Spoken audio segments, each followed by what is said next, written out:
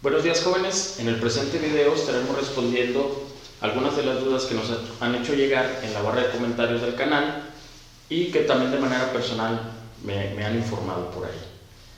Vamos a hablar un poco acerca de lo que es la isomería, vamos a ver lo que es un carbón asimétrico quiral, vamos a ver de qué depende la configuración en los anómeros alfa y beta cuando ciclamos una molécula.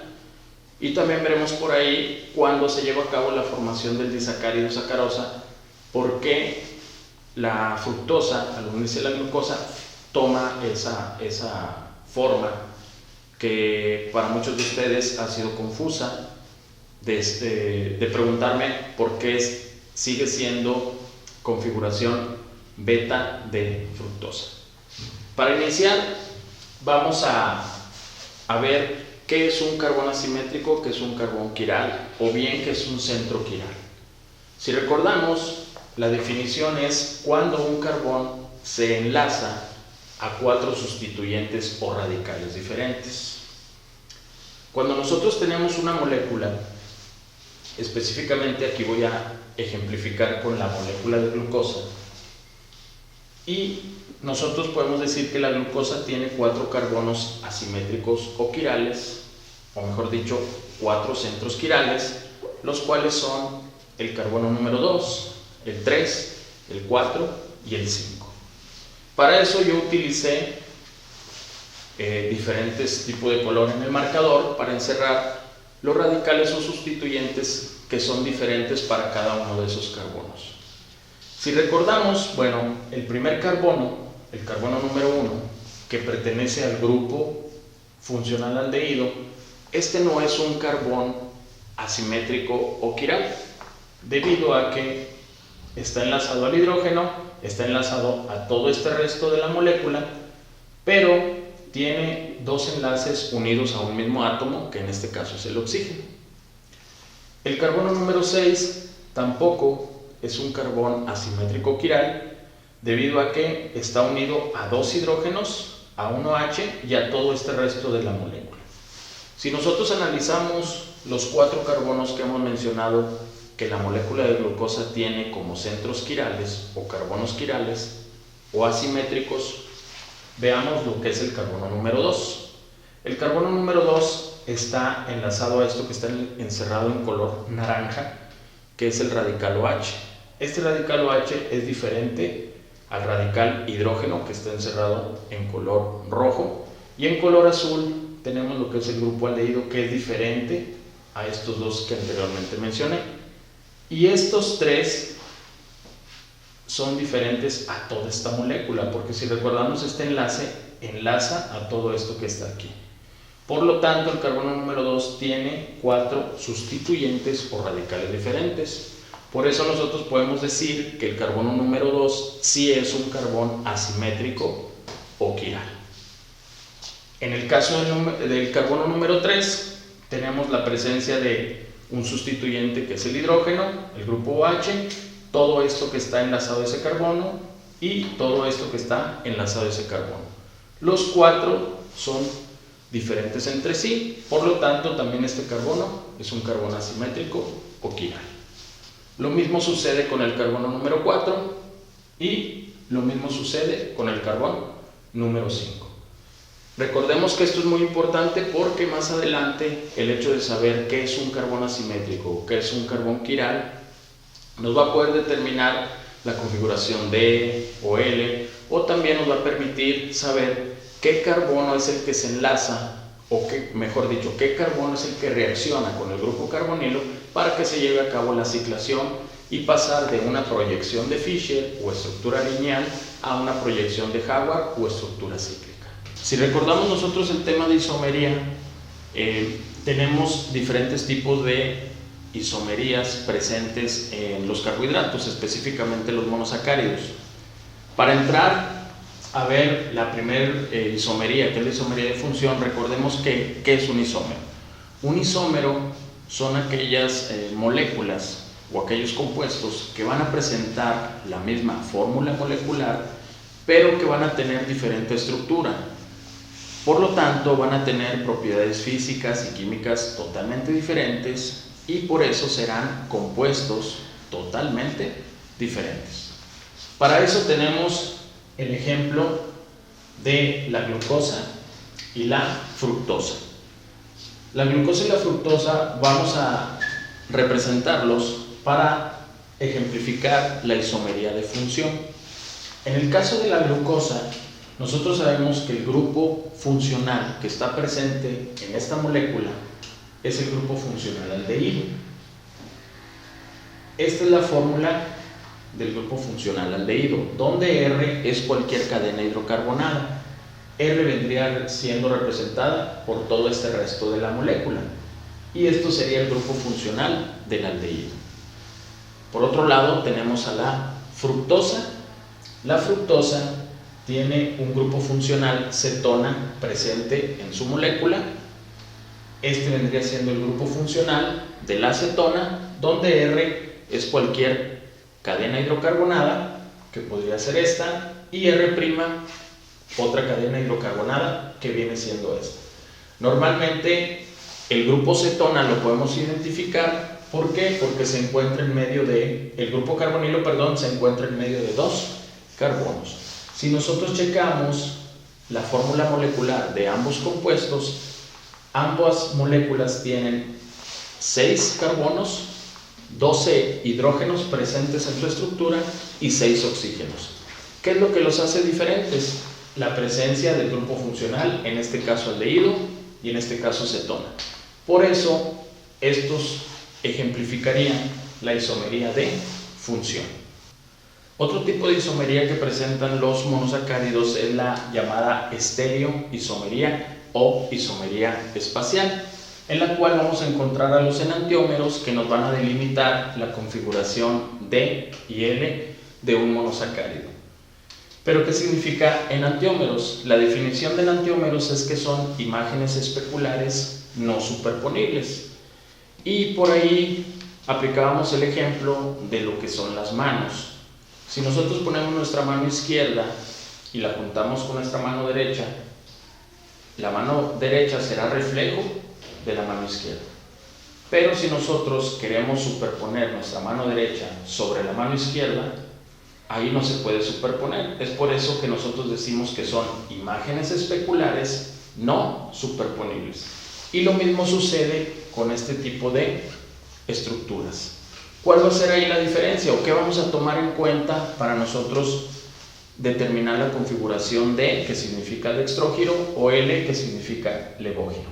Bueno, vamos a tomar en cuenta el grupo carbonilo de la estructura y nos vamos a fijar hacia dónde está orientado el radical OH del carbón asimétrico más alejado respecto a este grupo carbonilo. Y anteriormente habíamos dicho que la glucosa tiene 1, 2, 3, 4 carbonos asimétricos, siendo el más alejado el carbono número 5. El carbono número 5, el radical OH se encuentra orientado a la derecha, por lo tanto será configuración D. Y el nombre de esta estructura ahora será D-glucosa. Por otro lado, cuando la orientación del grupo OH del carbono número 5 de esa molécula de glucosa esté orientado a la izquierda, será configuración L, por lo tanto el nombre de esa molécula será L-glucosa. Y hay que recordar que en la naturaleza, ¿qué configuración es la que más predomina? La configuración D. Son muy escasas los monosacáridos en la naturaleza con configuración L. Recordemos también que los carbohidratos presentan lo que es la llamada actividad óptica. Esta actividad óptica se mide en un aparatito que se conoce como polarímetro.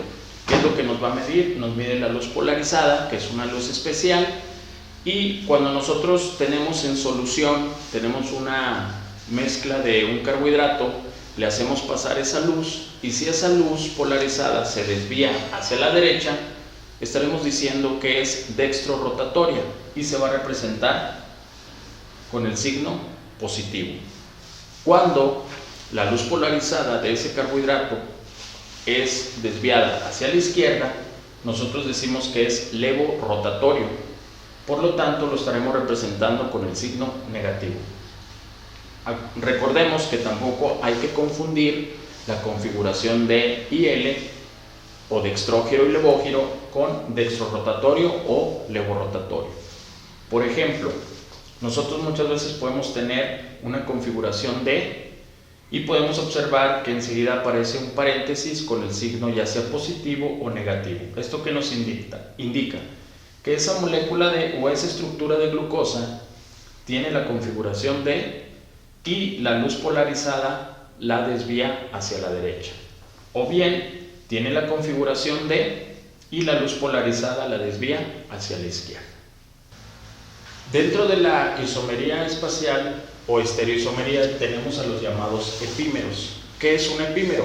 Bueno, no son imágenes especulares, no son superponibles y solo la configuración de un átomo de carbono cambia. Para eso nosotros vamos a poner como ejemplo a la molécula de glucosa, que la vamos a comparar con la molécula de manosa y con la molécula de galactosa respectivamente.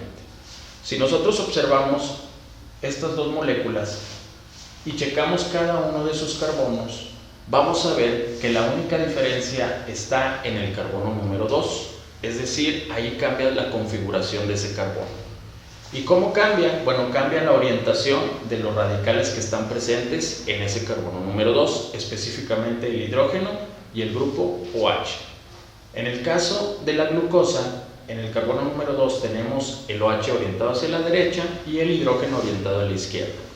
Y en el caso de la manosa, tenemos que en el carbono número 2 el OH está orientado hacia la izquierda y el hidrógeno está orientado hacia la derecha. Y si checamos cada uno de sus carbonos, en ambas moléculas, los radicales están orientados en la misma dirección. La única diferencia está en ese carbono número 2. Por lo tanto, nosotros podemos decir que la D-manosa es un epímero de la D-glucosa. Por otro lado, tenemos a la molécula de glucosa y comparándola con la D-galactosa. De igual forma, checamos cada uno de los carbones, observamos que los radicales están orientados hacia la misma dirección, a excepto del carbono número 4. En el carbono número 4, en la molécula de glucosa, tenemos que el OH está orientado hacia la derecha y el hidrógeno hacia la izquierda.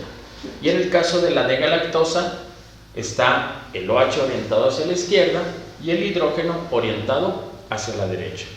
Y es ahí donde existe ese cambio y que los hace ser moléculas completamente diferentes. Y por lo tanto también nosotros podemos decir que la D-galactosa junto con la D-manosa son epímeros de la D-glucosa. Respondiendo a una de las preguntas que nos llegaron por ahí en la hora de los comentarios, donde ustedes mencionan que de qué depende que un anómero sea alfa o sea beta, o cómo puedo delimitar dónde colocar el grupo OH que se formó en un carbono anomérico al ciclar una molécula, si el OH va hacia arriba o si el OH va hacia abajo. Veamos lo siguiente. Nosotros tenemos la formación de los anómeros alfa o beta cuando convertimos una estructura lineal o una proyección de Fischer a una estructura cíclica o una proyección de Hayward. A eso se le conoce como anómeros alfa o anómeros beta, que específicamente también son isómeros. Cuando nosotros queremos hacer ese cambio, al producirse la ciclación, el carbono que contenía el grupo carbonilo en la proyección de Fischer, este carbono se convierte en un carbono o centro quiral o específicamente un carbono anomérico, formando los dos anómeros posibles, el anómero alfa y el anómero beta. Y esto va a estar delimitado por la posición del radical o grupo OH nuevo que se formó en ese carbono. Todo esto va a estar dado o va a depender de un fenómeno que ocurre en los carbohidratos que se conoce como muta-rotación. En la naturaleza, nosotros vamos a encontrar la glucosa en forma lineal, pero cuando está en solución acuosa, se forman los dos ciclos, y ambas configuraciones, tanto alfa como beta, van a estar también presentes en la naturaleza. Los anómeros alfa son los que nos van a dar lugar a la formación de los polisacáridos que van a tener como función la reserva energética, específicamente el almidón y el glucógeno. Por otro lado, el anómero beta nos va a dar lugar a la formación de un polisacárido conocido como celulosa, que su función principal va a ser de estructura, principalmente en las plantas. ¿Sí? Okay. Para explicar un poco acerca de lo que es el concepto de la mutarrotación, vamos a ver cómo nacen las configuraciones alfa y beta. Quien inició con los primeros estudios sobre los hidratos de carbono, o uno de los investigadores que inició con el estudio de los carbohidratos, fue un químico alemán de apellido Fischer. Él, en el año de 1893, quiso llevar a cabo la transformación de glucosa a un metilacetal. Él colocó la molécula de glucosa, la puso a reaccionar con alcohol metílico o metanol en presencia de cloruro de hidrógeno, y él lo que esperaba era la formación de este compuesto, un acetal, donde en el carbono que contenía el grupo carbonilo se iba a presentar dos grupos metoxi. Pero ¿cuál fue su sorpresa? Que el resultado fue todo lo contrario. Recordemos que en muchas de las grandes investigaciones y de los resultados que se han tenido derivadas de esas investigaciones, los investigadores, ellos predicen probablemente un resultado, pero se dan cuenta o tienen como resultado alguna otra cosa. Lo mismo pasó con este químico alemán Fischer. Él lo que esperaba era esta estructura, pero ¿cuál fue su sorpresa? Que tuvo otra estructura como resultado. Y esas fueron las bases de la ciclación o de las llamadas proyecciones de Haber. ¿Cuál fue el resultado de esa reacción que obtuvo el químico alemán Fischer? Él obtuvo esta molécula. Entonces, él lo que esperaba eran dos grupos metoxi en el carbono que tenía el grupo carbonilo. Pero ¿cuál fue su sorpresa? Que únicamente encontró un grupo metoxi, y este carbón lo encontró unido mediante un puente de óxido o oxígeno al carbono número 5.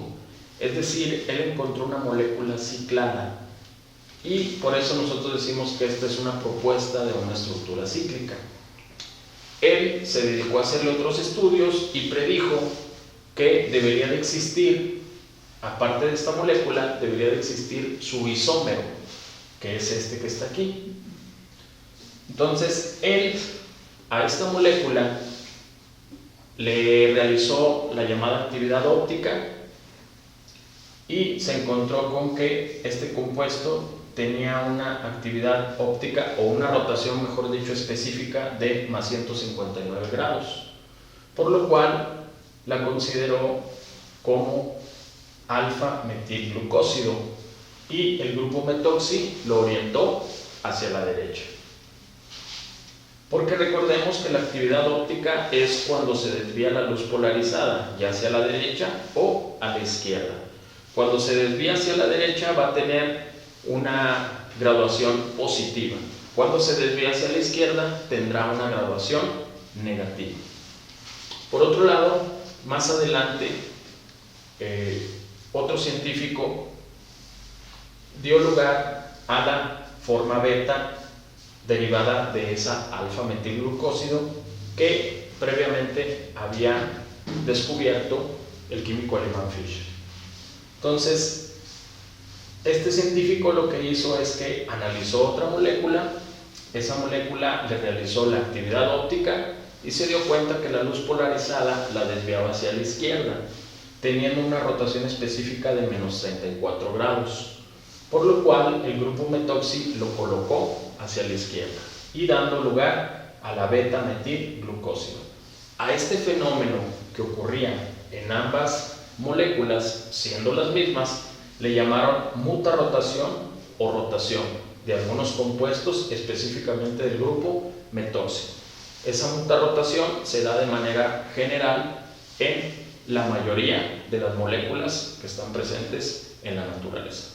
Bueno, continuando con los experimentos del químico alemán Fischer, llega en el año de 1926 el químico inglés de apellido Howard, el cual, utilizando los resultados de ese experimento, él determina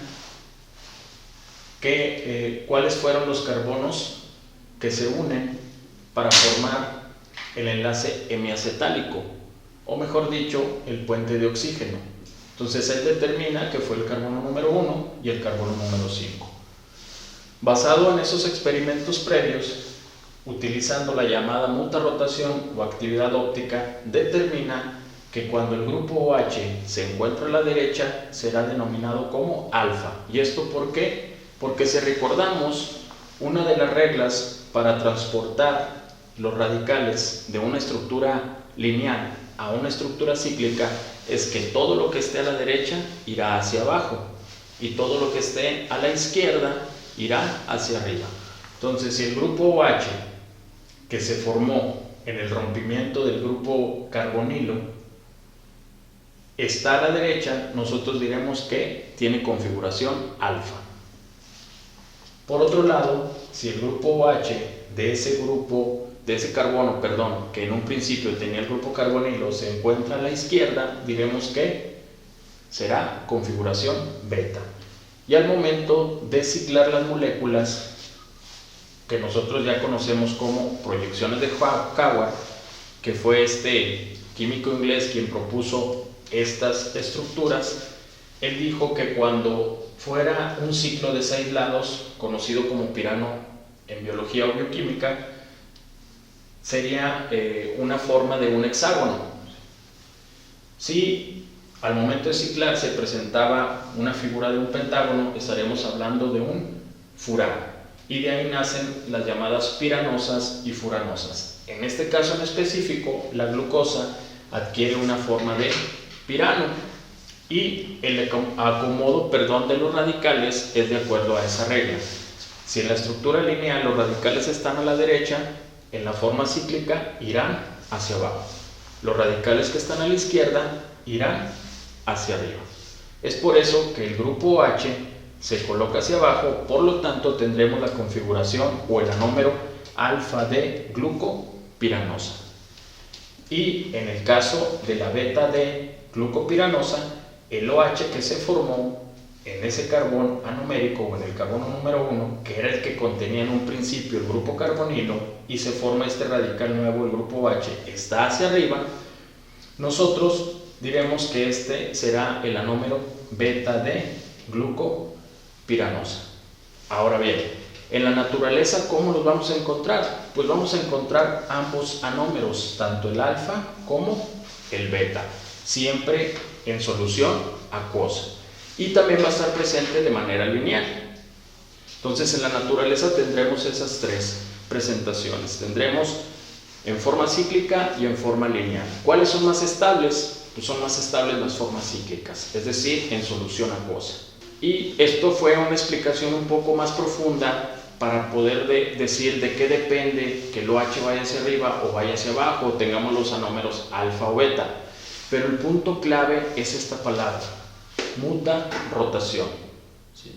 Ese es el punto clave para nosotros decir que existen los anómeros alfa o los anómeros beta. Hay que mencionar que en la naturaleza las moléculas no se encuentran de forma lineal ni bidimensional, se encuentran de forma tridimensional y siempre están en constante movimiento. Bueno, jóvenes, otra de las dudas que por ahí nos llegó en los comentarios es: ¿por qué cuando se forma la molécula de sacarosa, que es un disacárido que está formado por una molécula de alfa de glucosa unida a una molécula de beta de fructosa, por qué tomaba esa formación la molécula de beta de fructosa? ¿Por qué había un cambio ahí en los radicales al momento de nosotros unir esa molécula y formar la sacarosa. Cuando nosotros ciclamos la molécula de beta de fructosa, la molécula nos queda de esta forma. El carbono número 2 nos queda hacia el lado derecho, y cuando nosotros lo unimos a la molécula de alfa de glucosa y formar la sacarosa, ese carbono número 2 lo vemos del otro lado. Realmente, ¿qué es lo que ocurre con la molécula de fructosa en particular? La molécula de beta de fructosa, cuando se va a unir para formar el disacárido sacarosa y que se va a unir a la glucosa, sufre un fenómeno llamado rotación. Esa rotación es de 180 grados. ¿Esto qué quiere decir? Recordemos que las moléculas en la naturaleza no se encuentran en forma bidimensional, sino se encuentran en forma tridimensional. Entonces, ahí lo que ocurre al momento de invertirse esta molécula, es decir, si yo pongo mi mano así y le invierto 180 grados, todo eso va a cambiar. Si los radicales que estaban arriba, ahora al momento de invertirse o de rotarse 180 grados, mejor dicho, esos radicales, los que estaban arriba en un principio, irán hacia la parte de abajo. Y es por esa razón que nosotros al momento de ciclar, al momento de unir la molécula de beta de fructosa para formar ese disacárido, por eso nosotros vemos la beta de fructosa de esta forma. Es decir, al momento de unirse a la alfa de glucosa, nosotros lo observamos así, pero sigue teniendo la misma configuración, sigue siendo beta de fructosa, sigue siendo ese mismo anómero de la fructosa. Lo único que pasó es que hubo una rotación de 180 grados, y eso ocurre de manera natural. Ahorita, a continuación, vamos a ver un ejemplo para que ustedes vean, utilizando unos modelos moleculares, cómo se observan realmente las moléculas de los carbohidratos. Cuando nosotros ciclamos la molécula, realmente yo les he explicado cómo se cicla una molécula, escribiéndolo en el pizarrón, pero realmente las moléculas en la naturaleza se encuentran en forma tridimensional. Cuando yo me refiero a que los radicales se encuentran arriba o abajo, esto se refiere a un plano, y ese plano es esta parte es arriba, la otra parte vendría siendo la parte de abajo, y todo respetando un plano que existe entre ellos. Al momento nosotros de ciclar la beta de fructosa, la molécula nos queda de esta forma. Si nosotros observamos, tenemos una estructura, un ciclo de 5 lados, 1, 2, 3, 4, 5. Por lo tanto, sería un furano o una furanosa. Esto que está aquí en color rojo me representa al oxígeno. Ese oxígeno, acuérdense que se formó entre la unión del carbono número 2, que viene siendo este, y el carbono número 5, cuando nosotros teníamos la estructura lineal. Las bolitas negras que nosotros observamos aquí en esta molécula nos van a representar a los carbonos 1, 2, 3, 4, 5 y 6, observando que el carbono número 1 y el carbono número 6 se encuentran fuera de ese anillo o de ese ciclo. ¿Cuál es la parte importante aquí? Bueno, la parte importante es que el carbono número 2, que en un principio contenía al grupo carbonilo, es donde se formó ahora este grupo OH que está representado por esto, por esta bolita roja y esta bolita blanca. Eso representa el grupo OH. Ese grupo OH, como está hacia arriba, por eso esto sería beta de fructosa. Hace un momento yo les decía que para poder unirse y formar el disacárido sacarosa y unirse esta molécula a la molécula de alfa de glucosa, la fructosa, esta molécula, tenía que sufrir una rotación de 180 grados, y esa rotación ocurre de la siguiente manera. No nos perdamos ahí, este viene siendo el carbono número 1 y este viene siendo el carbono número 2. Lo único que hice fue rotar esa molécula, ¿sí? Y yo les mencionaba que todo lo que estaba arriba pasaba a la parte de abajo y todo lo que estaba en la parte de abajo pasaba hacia la parte de arriba. pero esta molécula sigue sin perder su configuración, sigue siendo beta-D-fructosa. Y esto de manera natural ocurre con todas las moléculas, porque recuerden que las moléculas en la naturaleza se encuentran de forma tridimensional y siempre están en constante movimiento. Respondiendo a las dudas de sus comentarios, jóvenes, hemos hecho este video. Esperamos seguir teniendo esos comentarios en el canal. Sigan dándole like, apliquen la campanita para recibir las notificaciones y por favor suscríbanse al canal. Saludos y espero haber respondido a las dudas. Sé que por ahí a lo mejor metí algunos temas de química orgánica, espero no haberlos confundido y haber sido claro con lo que en este video acabamos de explicar. Saludos y nos vemos pronto.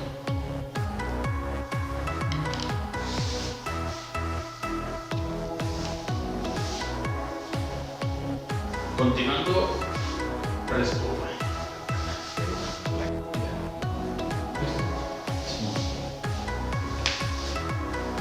respondiendo a la pregunta de su compañera.